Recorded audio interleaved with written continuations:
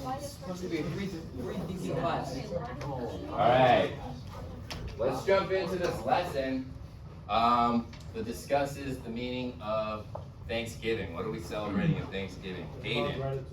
It's about gratitude. Nice, thank you. Okay, so one way I thought about talking about gratitude is to show you the perspective of people who live a lot differently than how we live here in this country.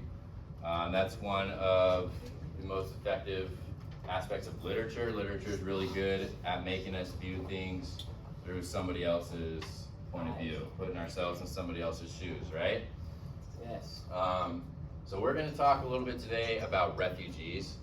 Does anybody know what a refugee is? Aiden? It's like an immigrant from another country, like they don't have nowhere to go. It's like an immigrant, but they don't have anywhere to go, right? I thought that was a prisoner of So, war. Mason? Is it someone like seeking safety from like a bad country? Exactly, yeah. It's somebody that has to flee their home country because it's not safe to be there. So it could be from war or persecution, but they gotta go seek asylum or go find somewhere else to live. So we're gonna watch a 9-minute YouTube video that explains the Syrian refugee crisis. In this video, it's like 7 or 8 years old, I think. So it's slightly outdated, but the civil war is still going on in Syria. Jonathan, if you could get the lights for me, please. Not this dude.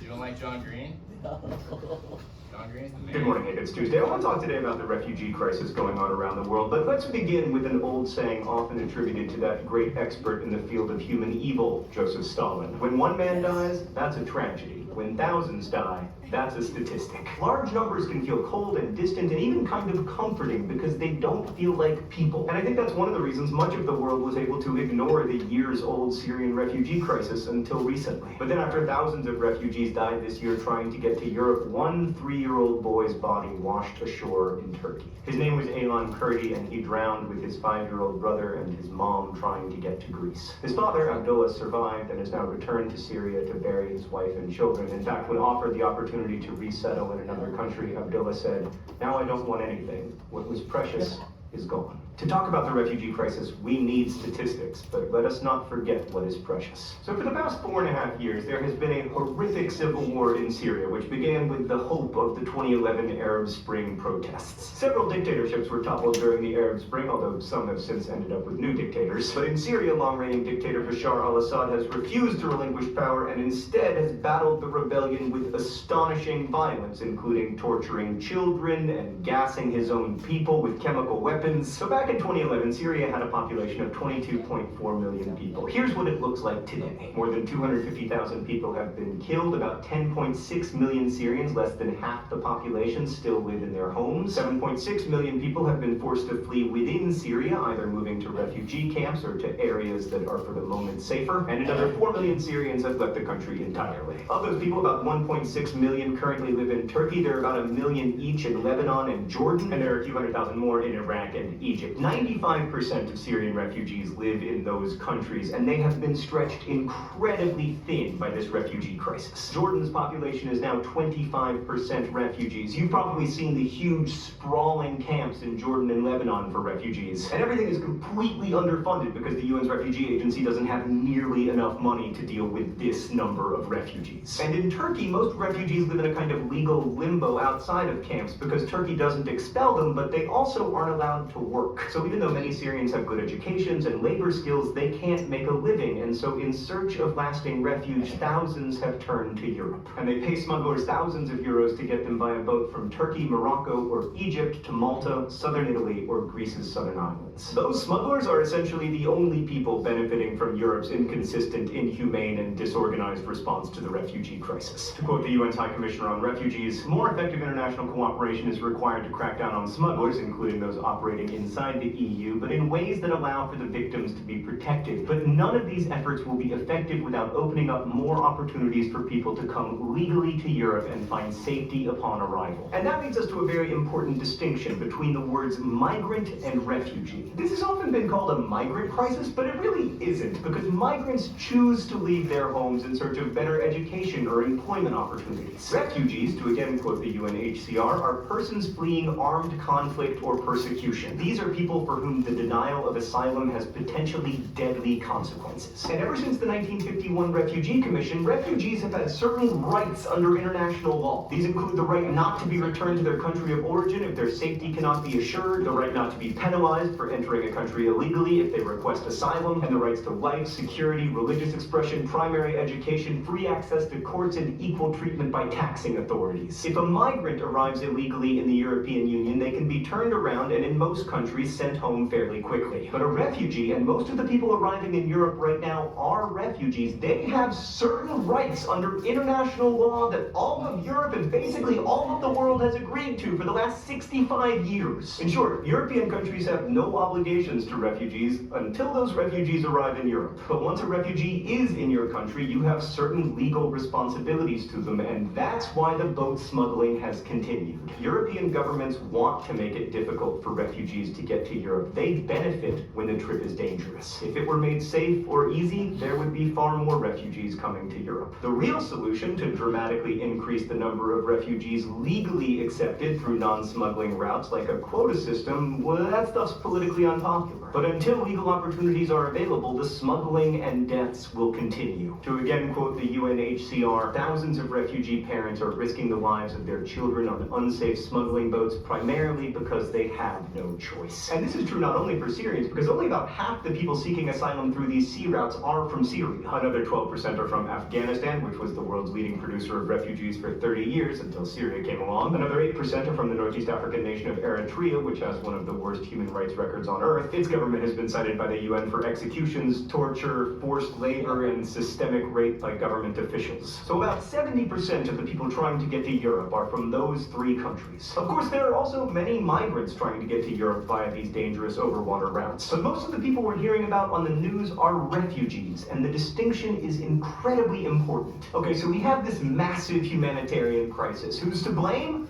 Pretty much everybody. I mean, the Assad regime definitely gets a lot of the blame. But so do Iran and Russia and China, who are providing direct or indirect support to that regime and doing very little about the resulting refugee crisis. The Arab states of the Gulf, although they've pledged financial support to Syrian refugees, have accepted zero refugees from Syria. Australia's refugee record is truly abysmal and possibly in violation of international law. Canada is accepting 30% fewer refugees than they were a decade ago, and the United States is to blame as well. We've accepted a tiny number of Syrian refugees, fewer, for instance, than Brazil. And instead of talking seriously about how to address the refugee crisis, our immigration debate has become increasingly racist and irrational. For instance, you often hear in the US and Europe that immigrants are disproportionately likely to commit crimes. But that's simply untrue. A huge body of data says that refugees and first-generation immigrants to the United States commit crimes at a much lower rate than other Americans. Okay, and then there's Europe. The truth is, the xenophobic responses to the refugee crisis seen from some European governments are just shameful. Like when Hungary's prime minister says that they must keep Muslims out of Europe to, quote, keep Europe Christian. He's not just denying the multicultural and multi-religious history of Europe, he's denying the international law that requires countries to protect and house refugees regardless of their religious beliefs. Hey, when discussing refugees, I often hear, well, it's not our problem, or we have to take care of our people. But we are one species sharing one profoundly interconnected world, and humans, all humans, are our people. And when the oppressed and marginalized die because they are oppressed and marginalized, the powerful are at fault. 3-year-old Elon Kurdi would be alive today if his family had been welcomed by the European Union, or by Canada, or Australia, or the United States, or Brazil, or the list goes on and on. And I think the reason the world reacted so viscerally to that image of that dead boy on the beach is that instinctively we all knew that his blood was on all of our hands. We have legal obligations to refugees under international law, but we also have ethical obligations to them because they are our people. In fact, one of the reasons we're in this mess to begin with is that for too long we've labored under the delusion that regional crises have no global importance. Imagining any widespread human problem as belonging to someone else is catastrophically misguided, like an Ebola outbreak in Liberia is just a Liberian problem, right? Well, sure, until it's a Nigerian problem, and a German problem, and an American problem. And as we've learned all too painfully, the Syrian civil war is not only a Syrian problem. I mean, for one thing, it's led to the growth of ISIS, a terrorist organization that kills not only Syrians and Iraqis, but Ethiopians and Americans and Brazilians and Koreans and Turks. In recent weeks, people in Europe at train stations and at football games have been promising that refugees are welcome. It's a moving sight and an encouraging one, and I hope that European governments respond in kind. But the hardest work is not in making the promise, it's in keeping it. And this is going to be a long-term, expensive, and complex challenge for the world. And as the UNHCR has said, this massive flow of people will not stop until the root causes of their plight are addressed. The ultimate solution, the only ultimate solution, was outlined clearly for us by a 13-year-old Syrian refugee. My message, please help the Syrian. The Syrians need help now. You just stop the war, and we don't want to go to Europe. Just stop the war in Syria. Until then, Hank, until this war stops, we have a legal and moral obligation to provide safe harbor for this young man and others like him. And we also must provide financial support to the less developed countries from Jordan to Pakistan to Iraq that are shouldering 90% of the world's refugee burden. Hank, I've included links below to donate to the UN's refugee work as well as Save the Children's refugee work. I will see you on Friday. Jonathan, you hit the lights, please. Hey, Mr. Schultz is such a weird. Okay, guys.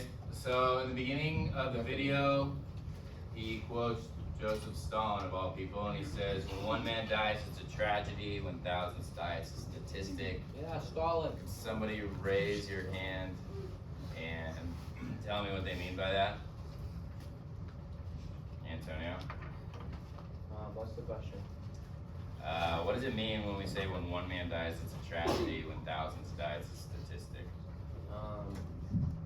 I think like when more people die, it becomes like you become like desensitized to it, so you're not really thinking about the amount of people that are dead.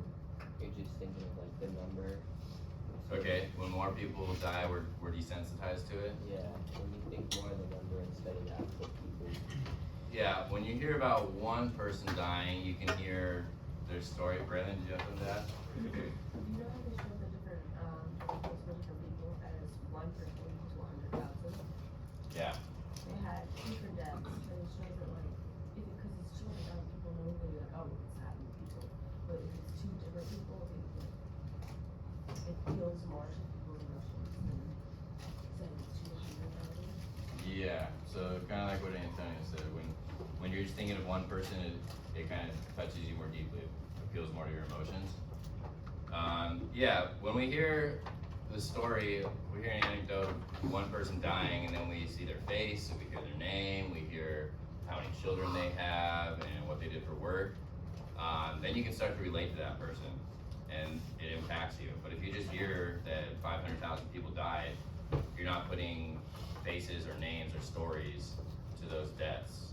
So it can be easy to just not really conceptualize it. So yeah, what happened that inspired the book we're about to read, and it was also referenced in that video, was there was a 3-year-old Syrian boy whose family was trying to cross the Mediterranean Sea, and the boat capsized and he drowned. Are And we then watching Life with Pi? we're not watching Life of Pi. And he washed up on shore, and there was this very unsettling photograph of a 3-year-old boy face down Ooh, in the let's see. sand. I'm not gonna show it to you, Damn it. but that photograph inspired this book that we're about to read. So we're gonna have story time right now, guys. That shit doesn't affect We just got through Fahrenheit 451, all 160 pages of it. This book's gonna take us about 5 minutes to read, and it's complete with illustrations. This is called Sea Prayer. It's by Khaled Hosseini, who is originally from Afghanistan. So I'm gonna read it out loud to you. You guys can just bear with me here. Sea Prayer, Khaled Hosseini. Okay, the first line, it says, "My dear Marwan, comma, What do we know about the format of the story based on that first line? It's a letter. Thank you, Vaughn. Yeah. My dear Marwin, okay, stick with me here, guys. In the long summers of childhood, when I was a boy, the age you are now, your uncles and I spread our mattress on the roof of your grandfather's farmhouse outside of Holmes.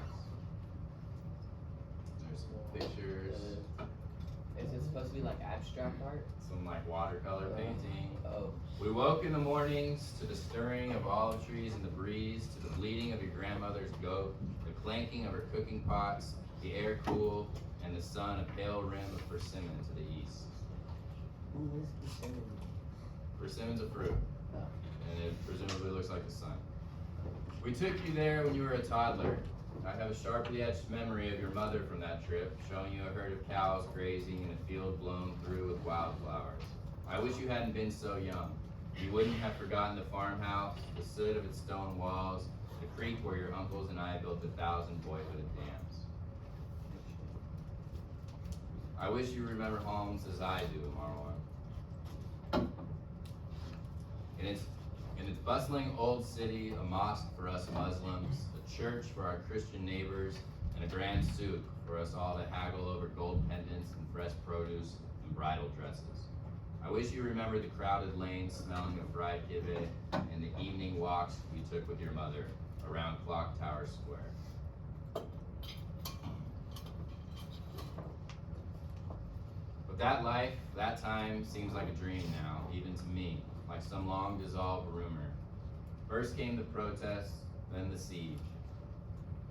The sky spitting bombs, starvation, burials. These are the things you know.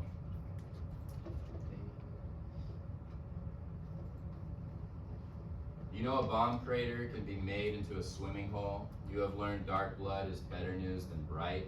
You have learned that mothers and sisters and classmates can be found in narrow gaps between concrete, bricks, and exposed beams. Little patches of sunlit skin shining in the dark.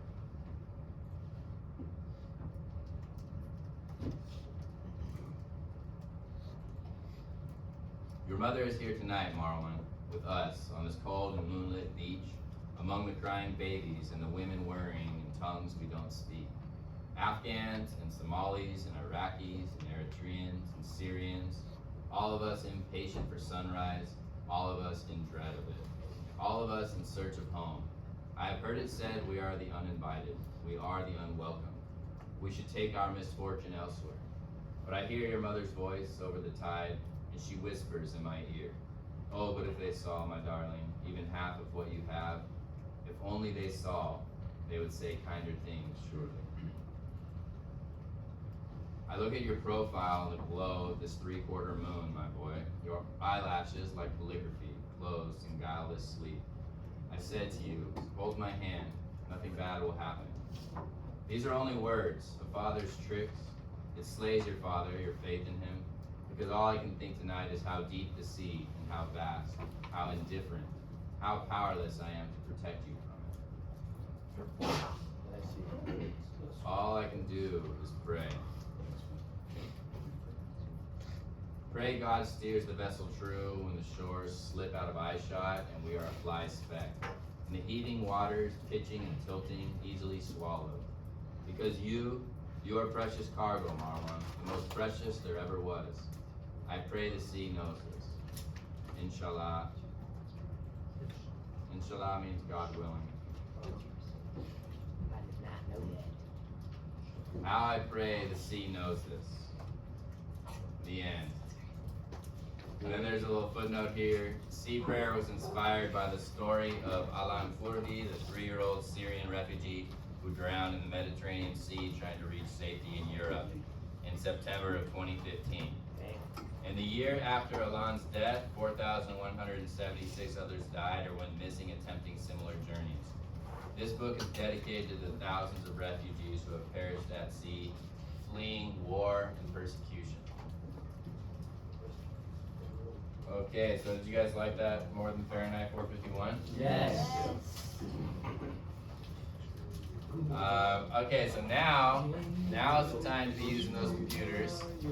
You guys have a creative writing assignment. I thought we were watching the Fair Night Curriculum movie. I don't know why you thought that, I didn't say that. Somebody told me that.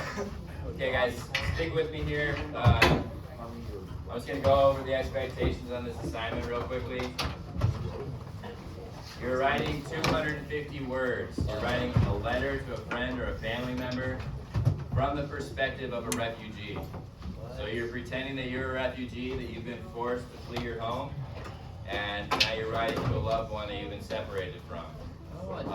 It's pretty open-ended regarding what you're gonna write about, but I have a number of different kind of prompts here that you can explore if you don't know what to write about. So you can describe the emotional impact of leaving home and losing familiar surroundings. What is that audio? What is that audio? It's not a. Oh. Alright, well, whoever it is, thanks for putting your phone in the caddy.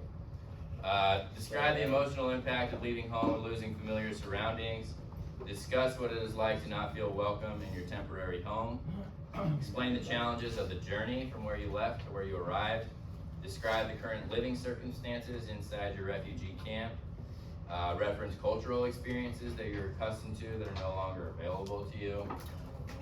Explain how you as a refugee are able to stay hopeful and resilient in the face of so much diversity. And then a footnote there at the bottom, highlighted, do not use AI or you will receive a 0 with no opportunity to make it up. All right? No cheating, please. So I'm gonna leave this prompt up here. If anybody has any specific questions, I'll be happy to answer them. I'll be walking around the room. I have very specific And questions. tell me what's on your mind. No, I just wanted to know about your shirt. About the side of it. Like you swooped it. I bought this at a thrift store when I was like your age. Still rocking it, so I don't know what you want to know about it. Was that like, did it just switch like that? No, I didn't, yeah. Time to this way.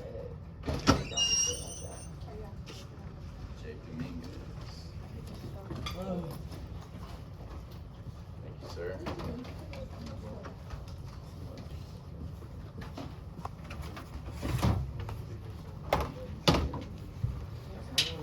Granted, only got one on there. That's not having your phone.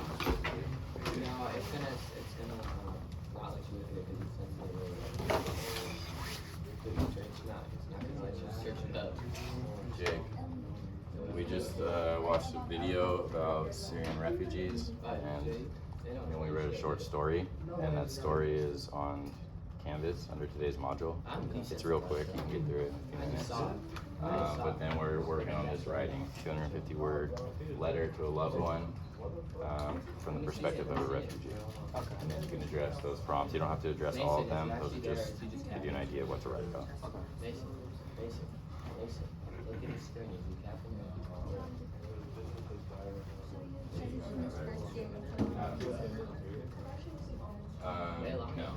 No. So, guys, I have this open until tomorrow night, I think. So, ideally you get it done today in class, but you'll have time to work on it outside class if you require that.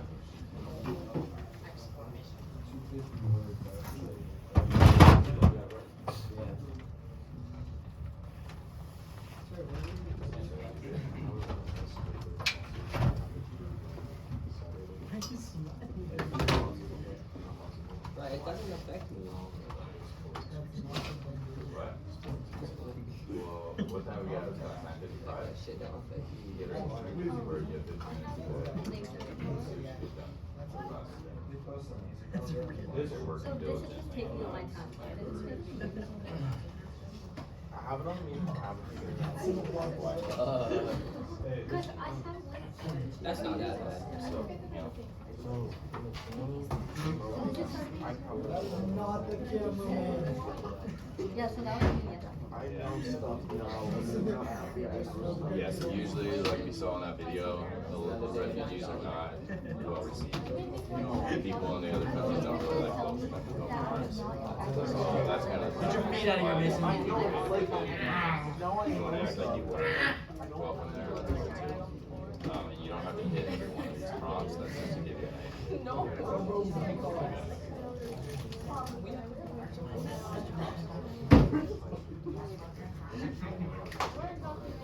one over here. Is it this guy?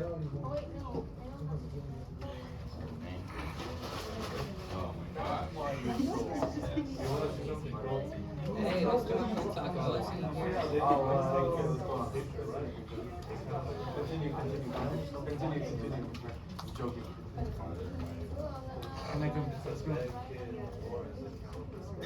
This is a media. Or you have to be Yeah, but you see the impact it has by that person taking a picture of that boy and then sharing it? That made it like real for everybody. Oh, that issue that we've been ignoring for so long? That shit. Like, yeah, their kids dying.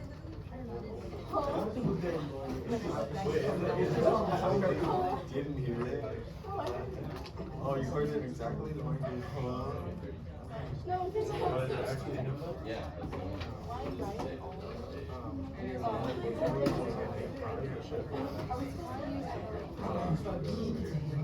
For women, of course. You know, break into it. You want to talk? That's how I started. You know, we still record. What's wrong Yeah, with that's it? how you go, sir. Yeah. Literally just addressed that. Okay, just what? I didn't ask. This is my first thing. Yes. Does anyone have gum? Gum.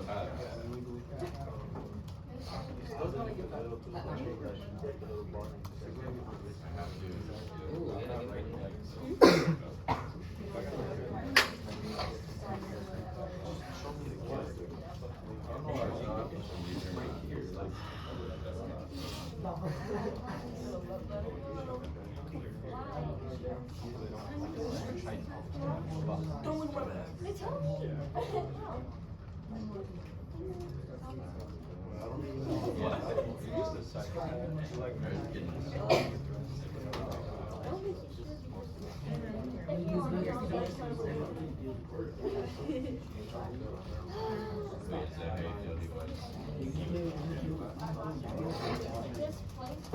You like that one? Kind of like, seemed of like,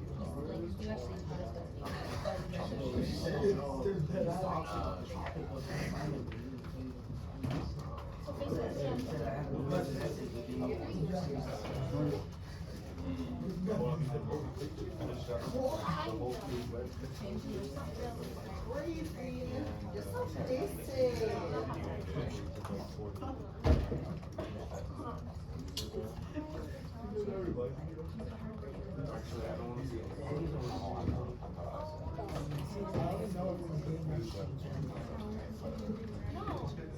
Bumpy Lee.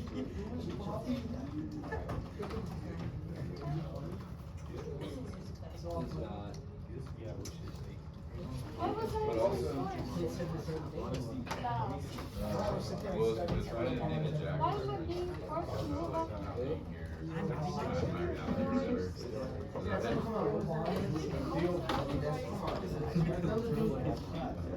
Okay, what if, hold on, I gotta what's up, Jake? Modules, go to modules. That is And then go to today. I know who that is.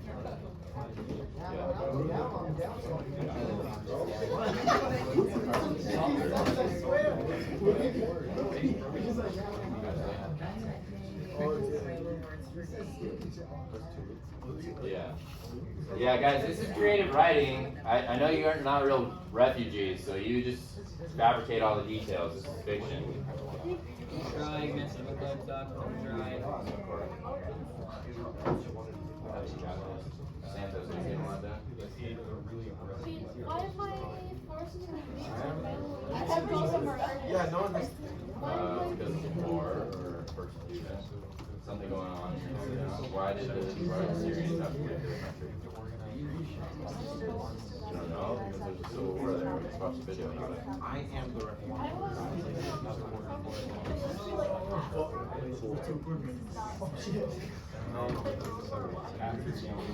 You want to? No, I was thinking of like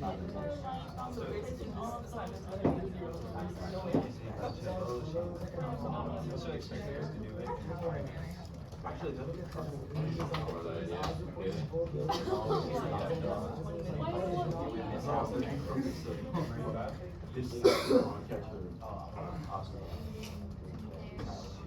I don't know why you Why would you be getting kicked out of the Do whatever you want. Yesterday I was telling people, like, we've done it before.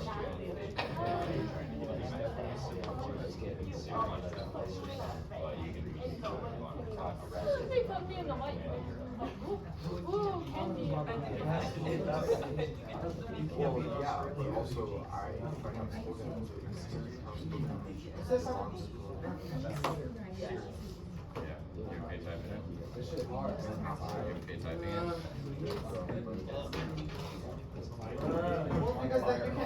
Can somebody get me done, dude?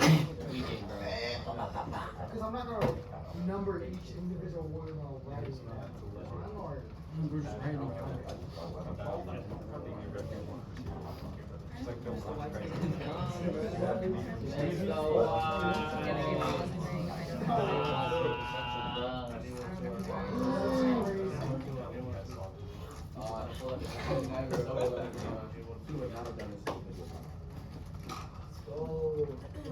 Yes, bro.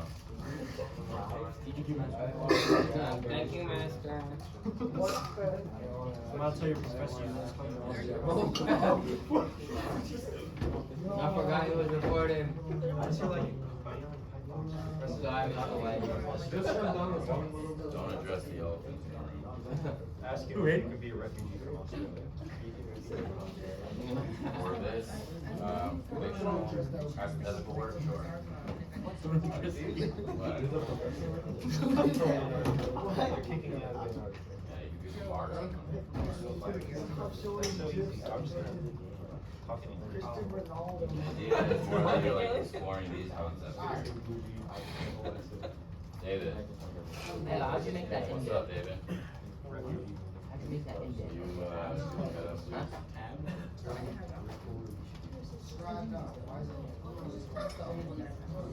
how's your assignment coming?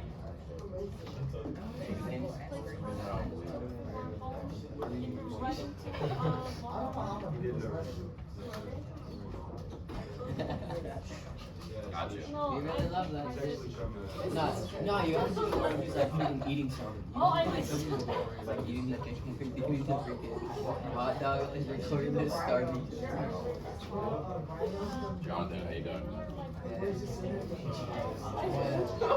Making progress? You understand the expectation? Record, filming, like starting at Here's this place, and you gotta go more far away. My That's very me, dude. first sentence. Sean, you good? I don't, but yeah.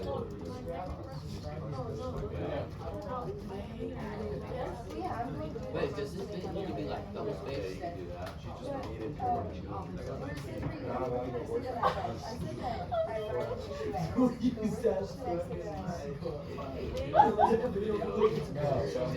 Oh, that's not right. That's fucking right.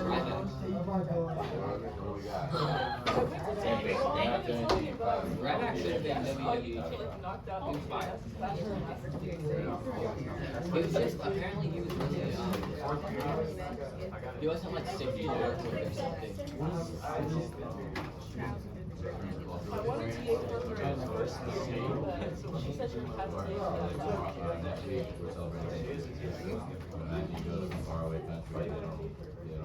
because I want to get out of my Spanish class. I hate my teachers so much. No, I can't see it. Yes. If I had tried to inboard, Why'd you quit? Oh man, it's too hard on me. She was telling she me told me like what classes I could take for, but I'm not switching those classes. I'm not doing So you didn't line up another gig, you quit? Marcus Pizza. You work at Marcus is Bro, I pissing saw out that guy. blood. Marcus Pizza, dude, like, he was up in that. Put it on the pizza. I was gonna You're figure a out start. two weeks. You're a start. No, I've been. I was just trying to put some He don't have enough to shop because he's white. She was very Everybody hates them. She was just getting hot. My mom is making me. She's making me. I don't want to take the job. I went to Louisiana since I was like 5. I don't know what she wants. What do you mean, Antonio? You gotta go work. I don't like Nah, I it. Go work kinda with Hayden. I'm working with others. If you, I I'm telling you now, you rely on Hayden Bro, I don't be applying on Indeed, dog. I used to walk in and just look at my resume and it's like, Yeah. I actually found a wall. You know how to like catch it and like sand it and know how to clean it up. Really? It took me 20 minutes. I love 20 minutes? Australia was Take, with the first part you said take down the wall? What do you mean? like how to like You ran through it with. yeah, definitely. It was like the Kool-Aid guy. What kind of wall? build like drywall. You ran through drywall. Just work around. No, shut up. Sand is just drywall. Yeah, 20 minutes? That took you 20 minutes? Liar. My dad's a contractor, he was a contractor, and I used to work for him a long time. So you're a handyman and you decided to be a teacher that makes less money? Something like that. I didn't like that kind of work. wow. Yeah. And stop. Stop it, stop it. Bro. Just Hayden go through the wall. No, I'm trying hard not to like say really out of pocket stuff.